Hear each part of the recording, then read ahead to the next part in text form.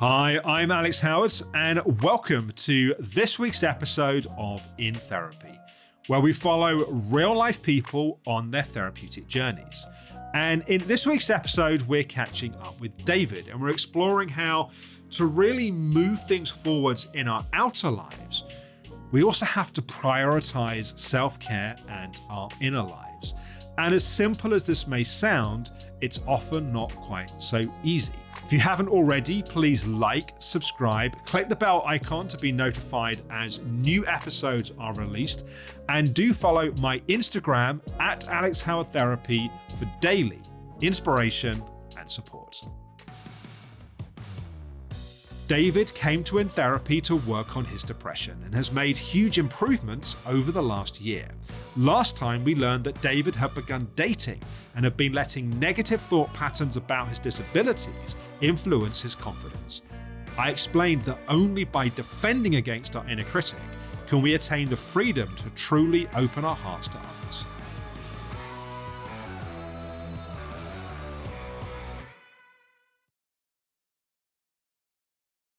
Well, David, it's very nice to see you. It's been a while since I last saw you. Yeah. How have you been?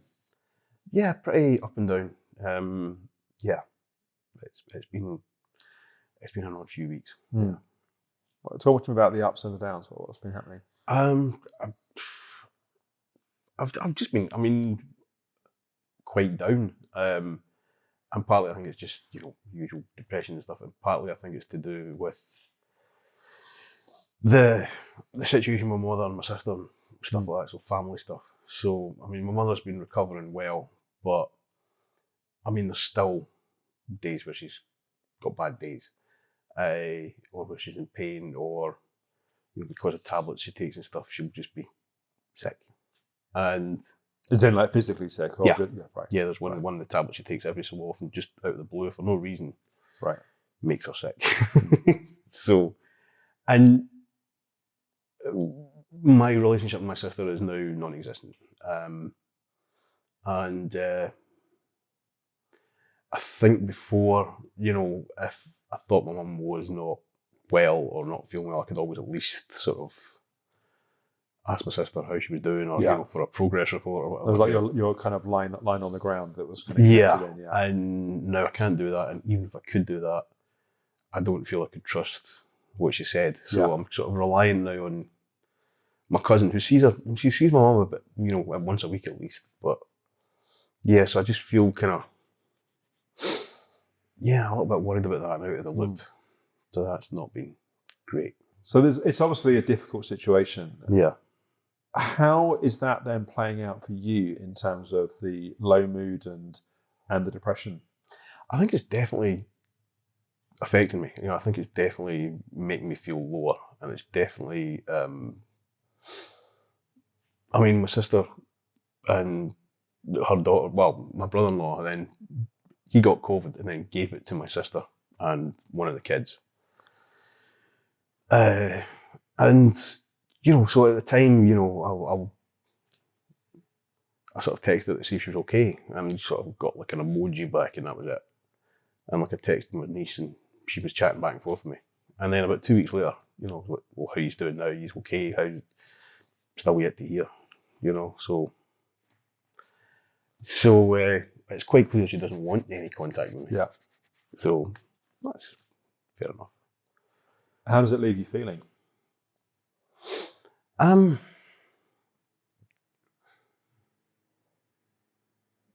Strangely vindicated. So in a sense, because she's continued the cycle of behaviour of how she is, it helps you have a sense of clarity that it wasn't two to tango. It was in a sense her acting out in the way that she is. Yeah. So just to park that for a bit, so I want to understand that, because bigger picture, other things that are happening as well.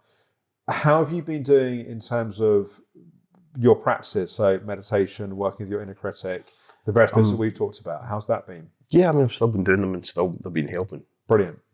Great. Still do them sort of every day when I finish work. Yeah, that's really good. There's been a few occasions where I've felt quite kind of, panicky or whatever, and I've just sat and sort of concentrated and breathing and stuff like that, and it's, it's kind of, I just got through it. Okay, good. And obviously we spoke a bit about relationships, and the time before last that I saw you, you were starting to see someone. Has there been any progress with that or anywhere else? Yeah, we've seen each other a few times. Okay. So yeah. So that would have, because I guess that would have been, that's a while now, right? That's like 5 months or something? Well, yeah, 3-4 months. Yeah. Okay. And how's it going? Okay, I mean, it's very sort of, it's kind of slow going. I mean, because obviously I live in London and she lives in Cambridge, and we both worked 2 jobs. So it's yeah. So, but yeah, I mean, we talk regularly. I do have sort of some concerns about it, but I'm not a bit concerned that, I mean, it's reached a certain point and there's a little bit of trepidation, simply because, partly because of the depression, partly because of pre-existing conditions, and partly because of, grief and whatever, and antidepressants and all these things. I haven't actually been with anyone physically since just before lockdown. So there's a certain anxiety about that. Yeah. But other than that, nothing's just progressing. Say more about the anxiety that comes up. What's the fear? Just an anxiety that nothing will come up. to put it mildly. You've always got away with words, David. Yeah. So I mean, no, but it is it is a concern. Yeah. And because of the strokes and stuff, it was always a small concern anyway. Yes. Maybe small. So it's like the David Niven quote, "There's a man who's up front about his shortcomings." So it's always been a consideration ever since I had the strokes. And I just think, because of everything that's happened over the last 2 years, I'm content to take things slowly. Yes. And at the moment she seems to be as well, but I just don't know how long that'll last. Yeah. Have you talked about it? No. You said that like I made the most absurd recommendation you've ever heard. Yeah, I mean, because I don't. We haven't talked about. I mean, we've only really been on like 4 or 5 dates, so it's. But it sounds like it's been quite a regular contact outside of that. Yeah. Like there's clearly something that's happening between the two of you, which is more than just sort of friends that meet up from time to time. There's clearly some chemistry and some dynamic that's there. When you think about talking about it, what comes up? I don't know. I don't know. I mean, it's just never. I mean, it's not really something I've thought about when we're out on a date or anything like that. Yeah. It's more on my own to think about it. So, I mean, my perspective is that intimacy is intimacy, right? Like it's not just about physical intimacy, it's also about emotional intimacy. And part of that is talking about the things which might feel really personal and really vulnerable and that in a sense we might feel really edgy about talking about.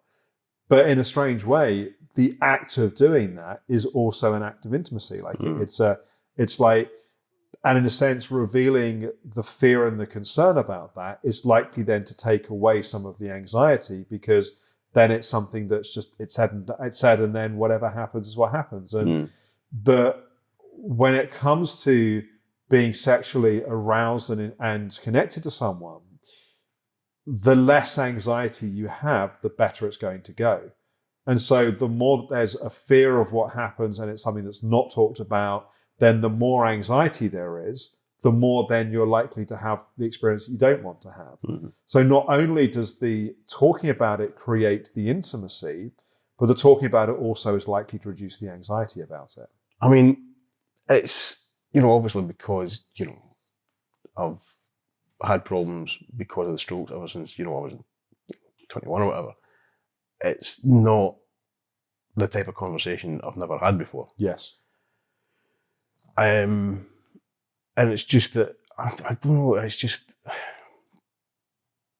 although it seems like we've been seeing each other for a long while, it's like 4 months, whatever,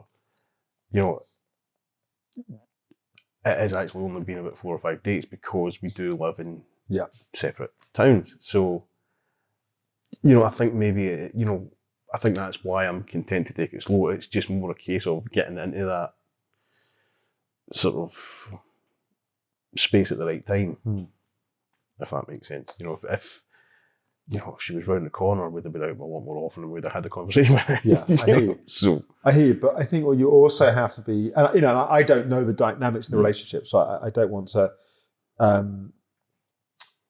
overanalyze something that I'm not kind of seeing directly, but I'm mindful that there's a danger that your anxiety about being intimate means you're more comfortable taking it slowly. And the risk of that is that comes across to her of not being interested. Yeah. Or comes across to her like just not being that into her. And I think that's the risk, in a sense, that there is something you're withholding and that's potentially impacting your enthusiasm in terms of the relationship, which then does have an impact in terms of the dynamic of the relationship.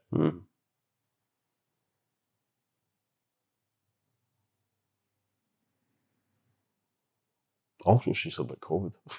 Say that again? Also, she said COVID recently. Well, that obviously is a consideration as well.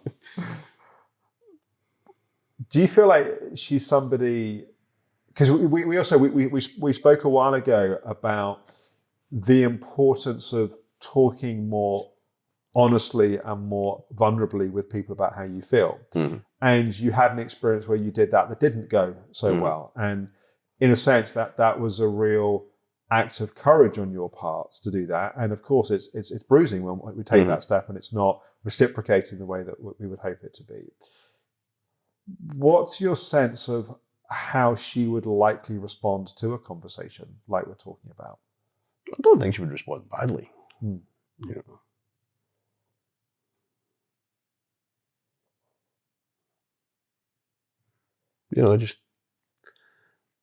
think she would respond badly. I just haven't either felt comfortable enough or the situation hasn't arisen. Yeah. Yeah, and of course what you don't want to do is come across as being highly presumptuous. Yeah, exactly. So I understand there's a kind of sensitivity and a balance around it. I'm not a Tory front bencher. So,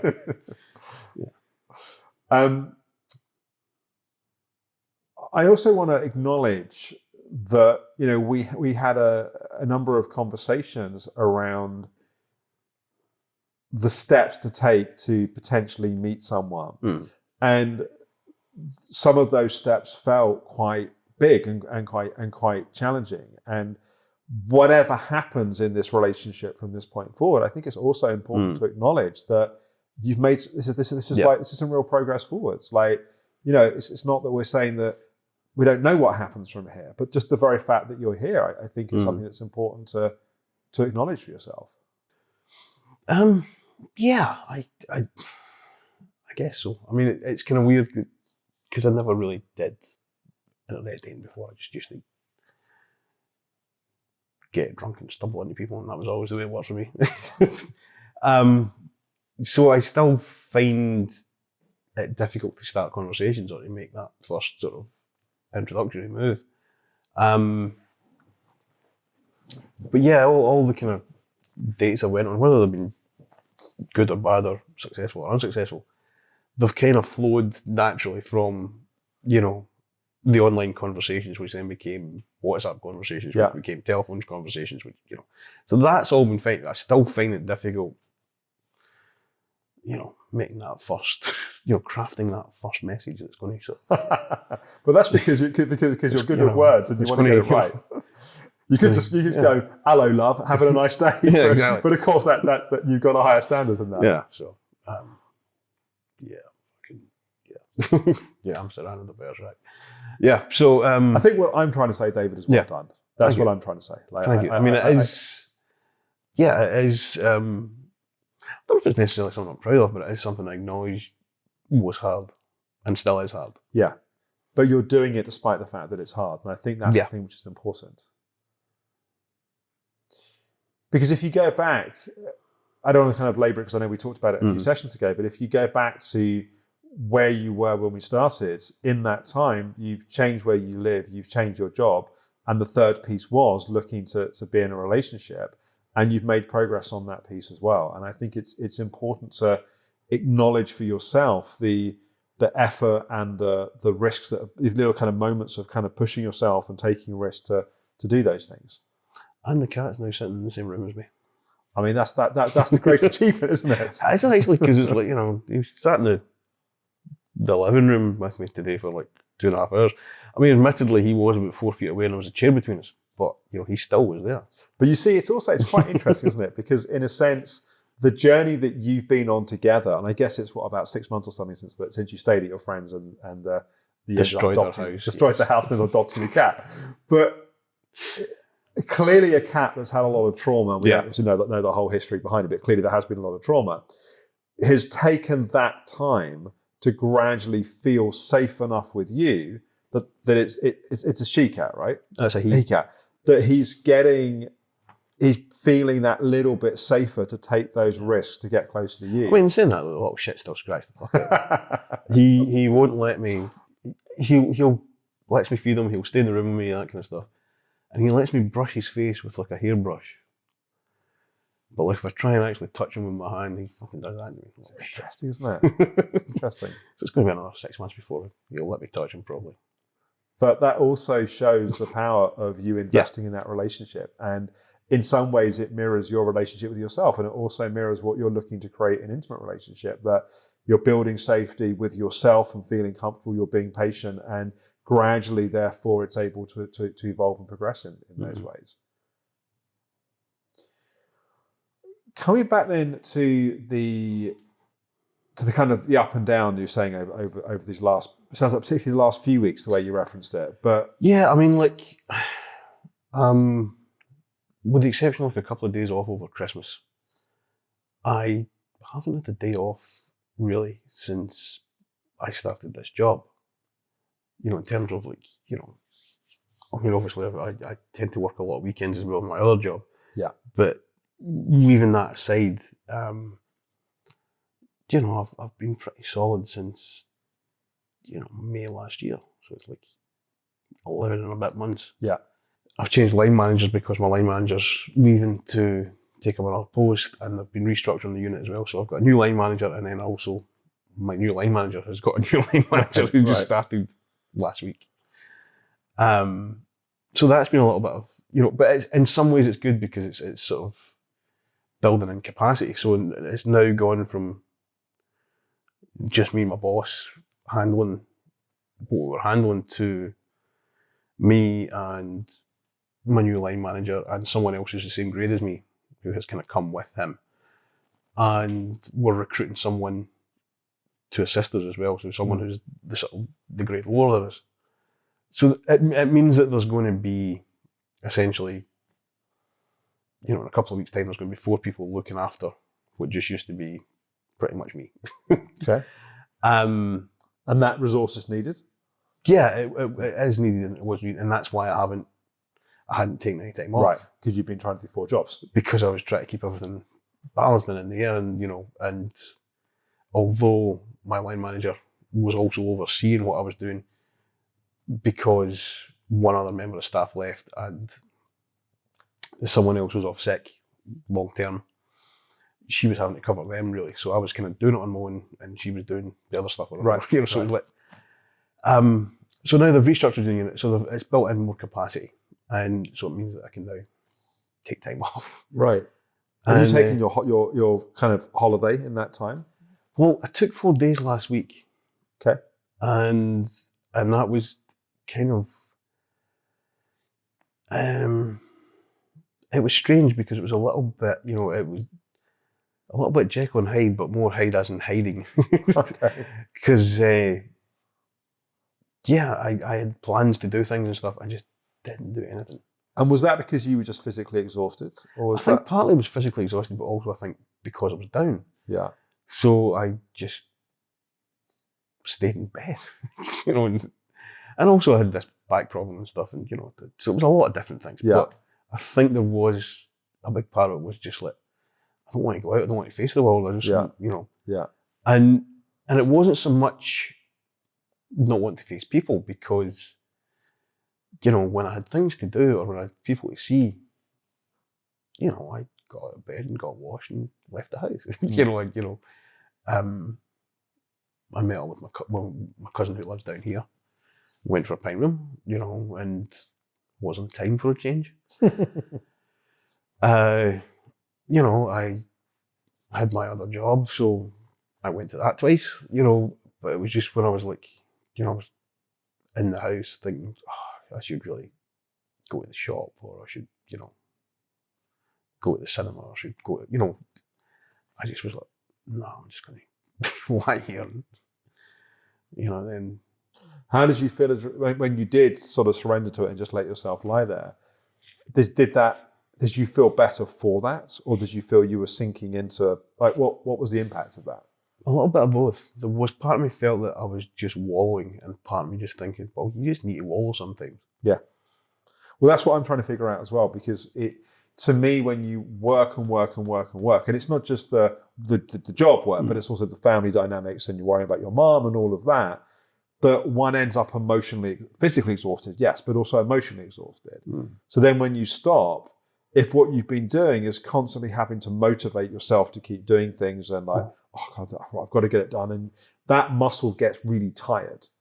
And so then we stop, and then it's just like, I don't want to make myself go to the fucking shop. I don't want to make myself go to the cinema. But I mean, it was like, even like,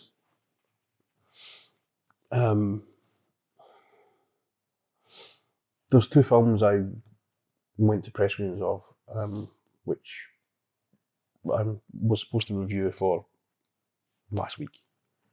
I still haven't done it. It's just simply a case of turning on my computer and doing it. And I'm like, can't be fucking arsed. The film's been out for a week and a half. So it's just something simple as that. I just can't get motivated to do it. But I think whenever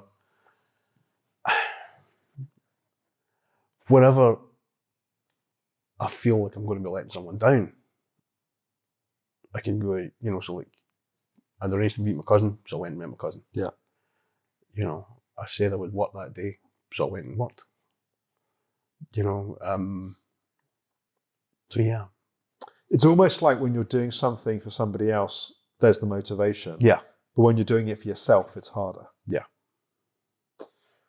And I never used to feel that way. I used to, always used to kind of carve out time to do stuff for myself. Why do you think that's different? I don't know. I just don't. It's, and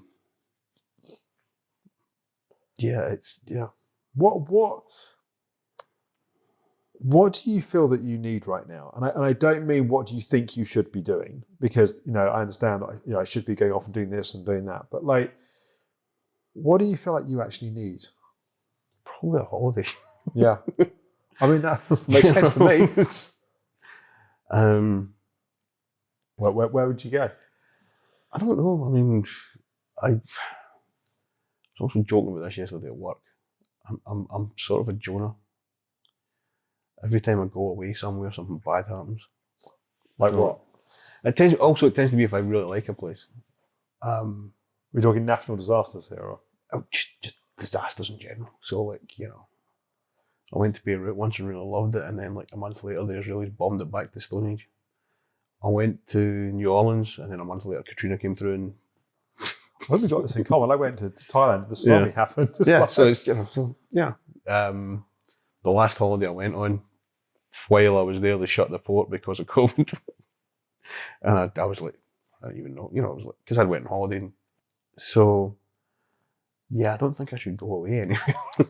Well, I feel like a lot of the work we've been doing is about taking some little risks, and I feel like that's probably a risk that's worth taking. Yeah. But is it worth it for the rest of the world? I mean, I think the world's pretty fucked at the moment anyway, so I think it probably can take a bit more. But joking aside, I feel like you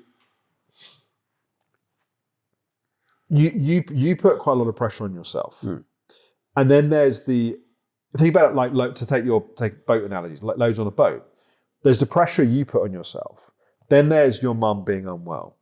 Then there's your mum being unwell in the context of your relationship with your sister and your brother-in-law. Then there's the pressure at work. And then there's the stuff you described, of the people kind of being backfilled and people sort of leaving and people changing.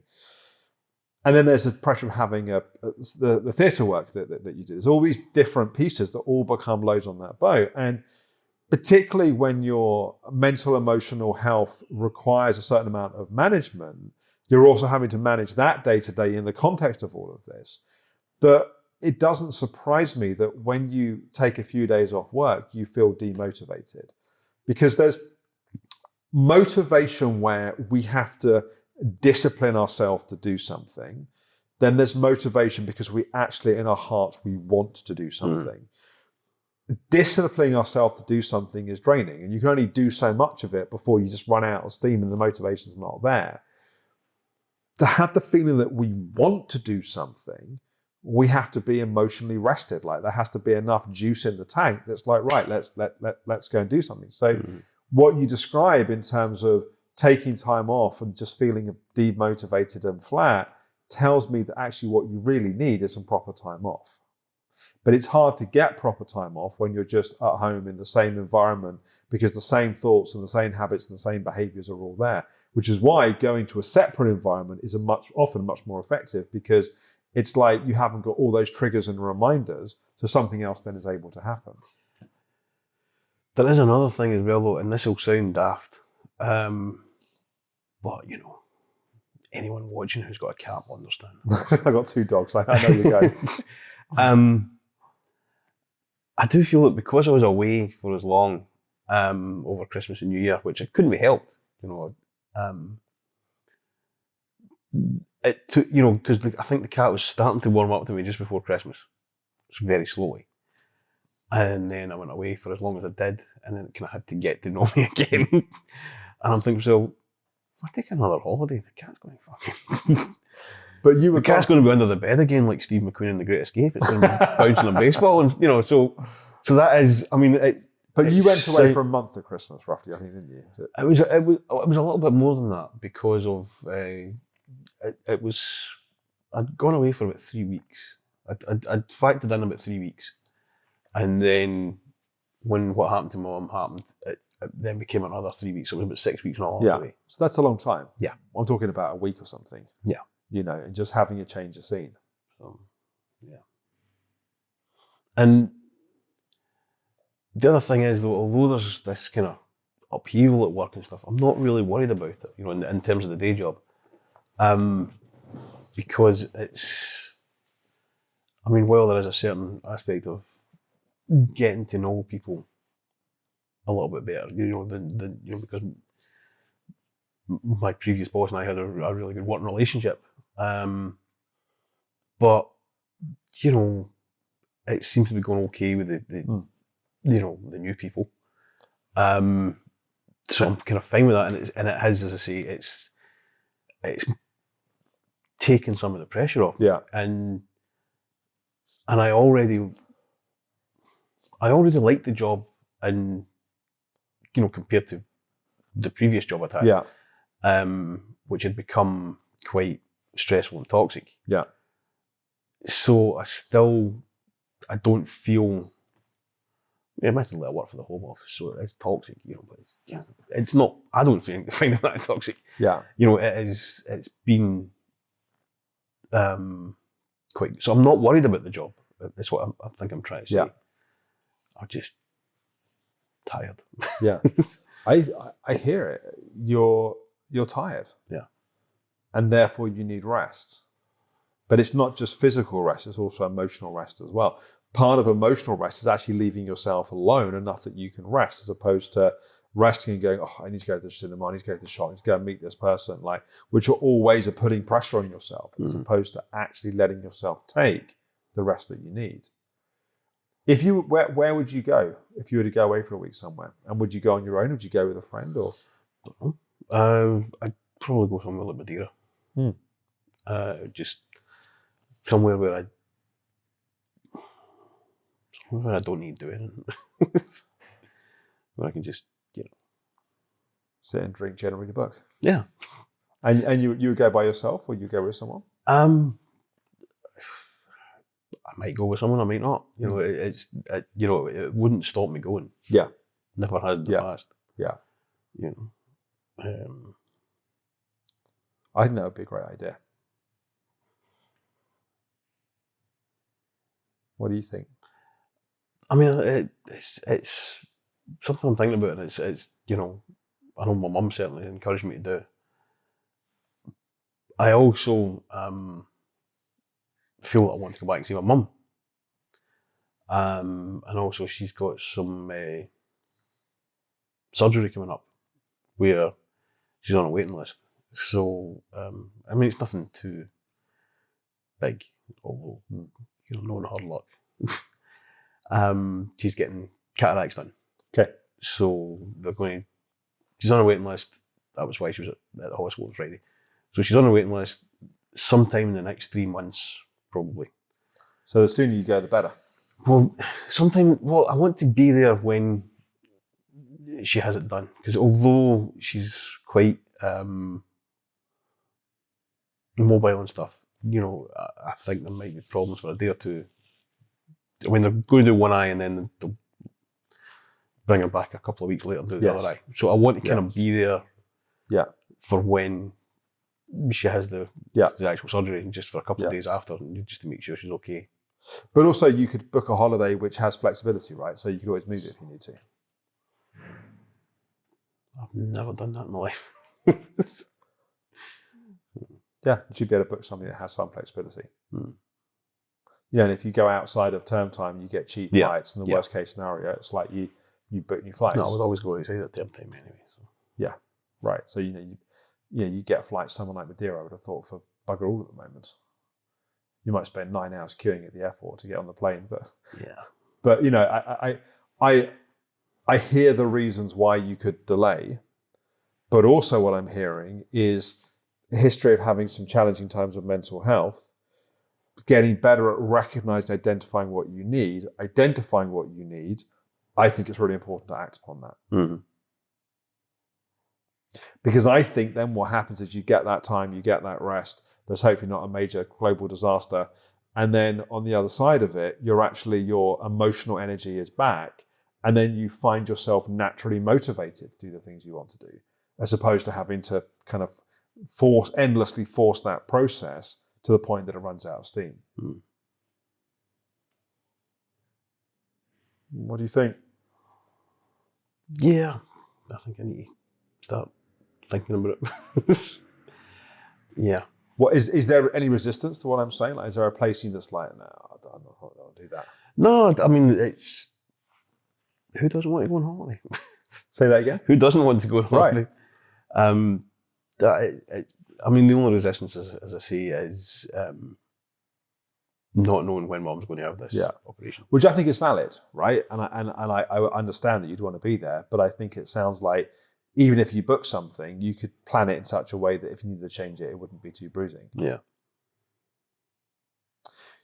Going back to your sister and your brother-in-law, mm-hmm. Clearly you can't change them. Yeah. And it sounds like them being the way they are at the moment, you don't really want to be in a kind of relationship with them. It sounds like you've almost kind of made a decision that you want to have some distance. Yeah. I mean, I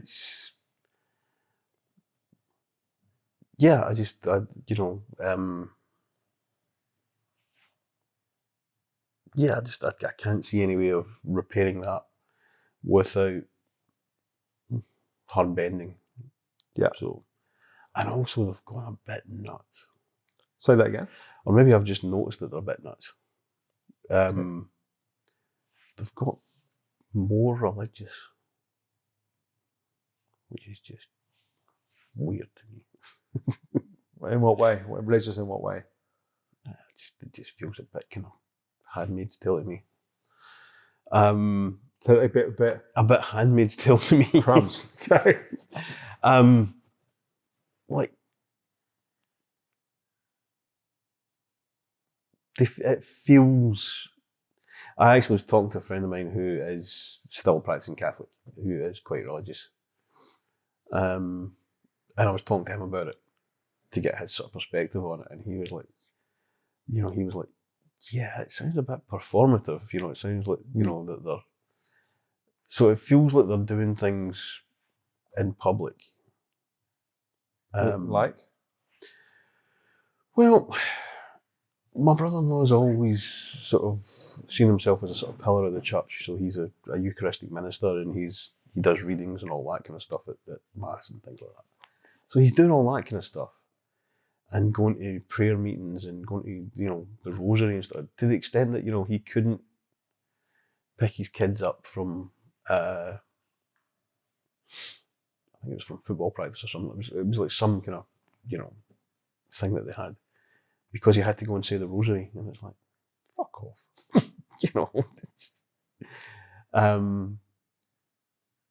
And my sister and one of my nieces, my sister has started doing this and has basically got my niece to help her. And my niece is going to rebel at some point, because she's the more rebellious one. Yeah. But they clean the church every week. And it's like, so they're going to clean the church, but, would never actually think of asking my mum if she wants to her hallway hoovered. It's like, so things like that just feel. So there's a place in you which actually doesn't want to be in closer relationship. No, right but then it feels to me like they're being hypocritical. Yeah, I understand. But then that leaves you in a place where partly you've got your concern about your mum and not having, apart from your cousin, not having a kind of close connection in terms of what's happening there. But it sounds like there's also a bunch of feelings and emotions that you feel towards your sister and your brother-in-law. What are those emotions, do you think?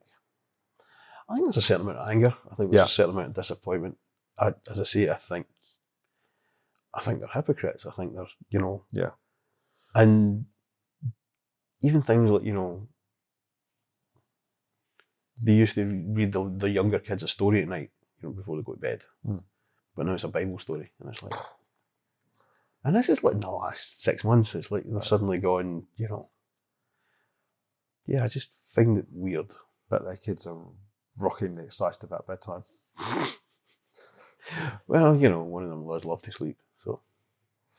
So you feel angry. Yeah. You feel disappointed. I feel angry, I feel disappointed, I feel,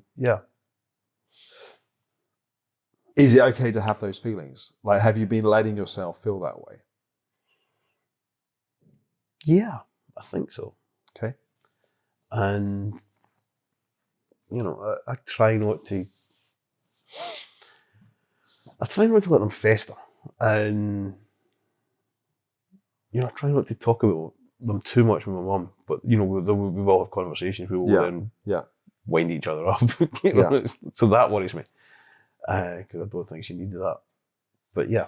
But how about you letting yourself have the feelings with yourself? Because I'm wondering also, part of the depression, how much of that is like a numbing out to how you feel, right? So there's anger.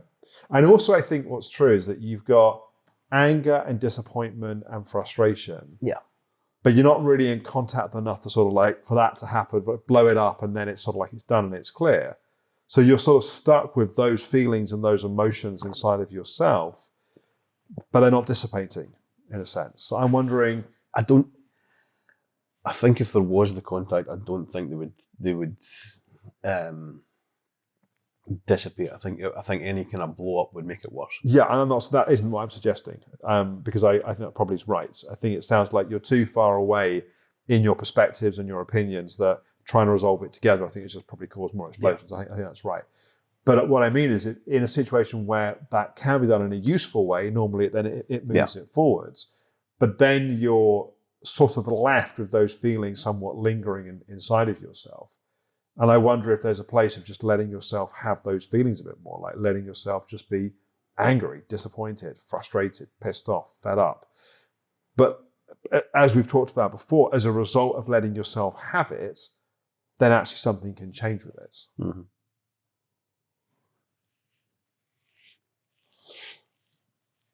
I mean, I think I'm feeling those things, I just don't know what to do with them.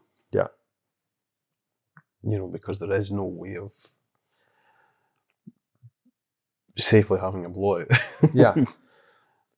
Do you think when you're feeling them, they're actually changing, like they're processing and they're metabolizing, or do you feel like you're just sort of stuck on the surface with them?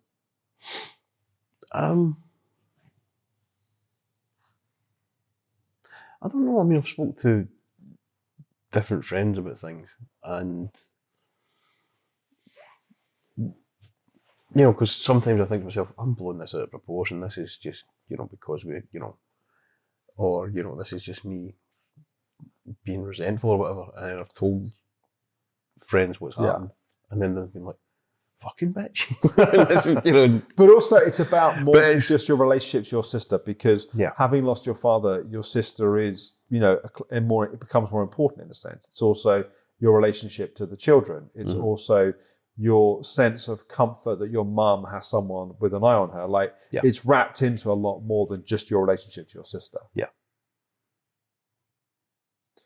What I think you need, part of what I think you need, is to let yourself just have the feelings, like to feel fully validated and fully have permission to be angry, to be disappointed, to be frustrated.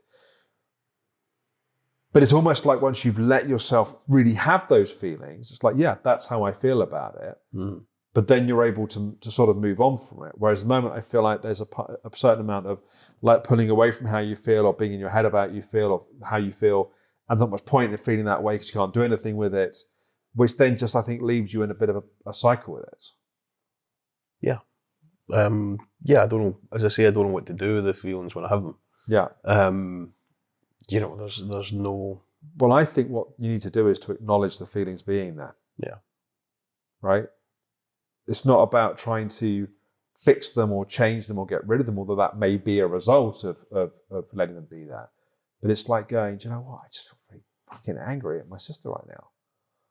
Or my brother-in-law, I just feel really disappointed that he would prioritise this over that, for example. He's always been a dick. But there's a certain power in just the truth of acknowledging how you feel. Yeah.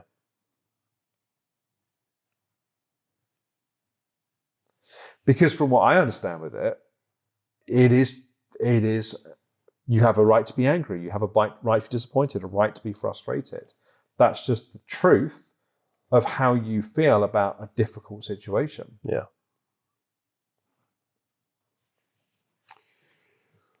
If you imagine letting yourself have those feelings more, what do you imagine happening?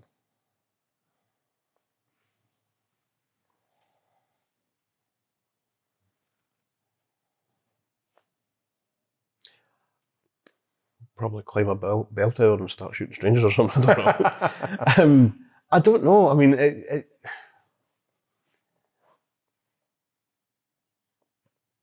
I mean, having the feelings is one thing. It's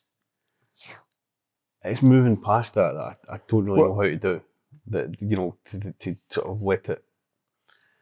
What I'm definitely not talking about is shooting strangers. Yeah, definitely not endorsing that.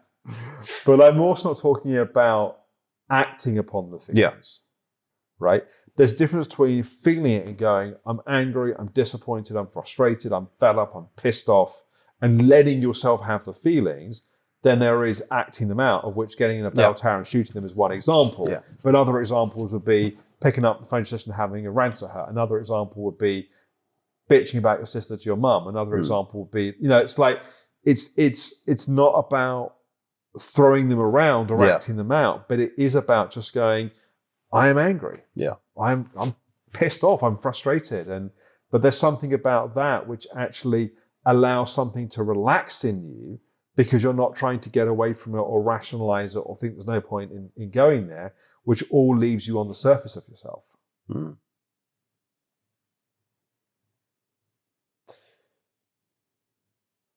Does that feel like something you can do?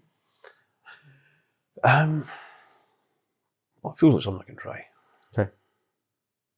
And does it feel okay to do that? Yeah. I mean, yeah.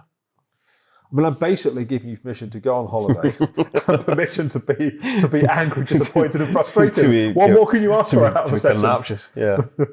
Yeah. But I feel like and I remember we've touched on this cycle a bit previously, I feel like part of the depression is not being emotionally honest with how you feel. And there's a kind of numbing and a shutting down that then comes into that. Mm-hmm. If we go back to the old techno-loving flatmates, I think that was part of the dynamic that happened there, that you'd be angry, be frustrated, but you couldn't express it, particularly with, it wasn't particularly healthy to express it to her, but there's all these emotions that are then stuck, and then you just sort of go into sort of almost like an emotional shutdown place, which then feels like depression, which is a way of kind of containing and it not leaking out. Yeah. And we're not talking about throwing it at other people. We are talking about being honest with yourself, how you feel. Mm-hmm. What do you think about that? I think it's worth trying. Yeah. Okay, good. And I think, sometimes in life, this as well, that there's just certain situations that are just shit. Yeah. It's like there's more skillful and more helpful ways of being in relationship to it, and that's what we're talking about.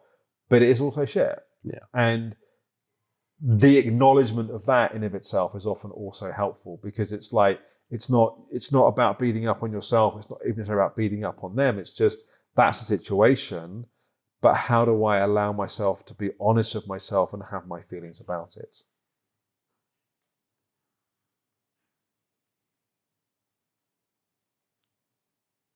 I think the holiday is really important as well.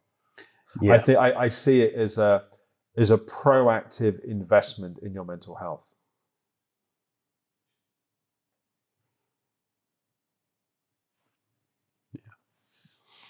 Yeah. Yeah. We also talked a while ago about the kind of the macro and the micro. And what I mean by that is there's the micro day to day in terms of how you respond to yourself, managing, using your mindfulness, working with your inner critic. But there's also the macro choices in terms of how much you take on, what you prioritize, what you commit to. And I feel like on a macro level, there's just too many pieces that have been happening, which then is overwhelming. Mm. And then you become a victim of that, and depression's a sign of that. And I think taking control of that macro piece, as well as the kind of micro kind of tools and practices here, is important. And going, I recognize I'm on a path of overload. I'm proactively going to go and do something to address that. Yeah. Any questions you've got? Not at the moment. Good. Good. Well, it's good to see you, David. And I'm excited to hear what happens in terms of the relationship side of things as well. Well, we'll see. I hope you found this week's episode helpful. One of the things that was very important to me in putting together the series of In Therapy is to not just capture what happens in the therapeutic room, but also the reality of how that work meets our outside life, and how, of course, life is an ongoing challenge with different circumstances and situations. What we're really learning to do is to have better resources, better understandings, better tools to be able to work with and meet those challenges. And ultimately, when we focus on working on the outside part of our lives, for example, David, over the time we've been working together, has moved home, has changed jobs, has been working on finding a new relationship, but also all of that takes effort. And we have to also take care of ourselves. And that's why my recommendation to David this week is to make sure that that time to slow down and to feel his emotions is so important. And I'm curious for you, what helps you to really connect to yourself? What helps nurture you, particularly when you've got the challenges and the difficulties of daily life that you're working with? I'd love to hear in the comments below the video. And in next week's episode of In Therapy, we're going to be catching up with Beverly. I look forward to seeing you then.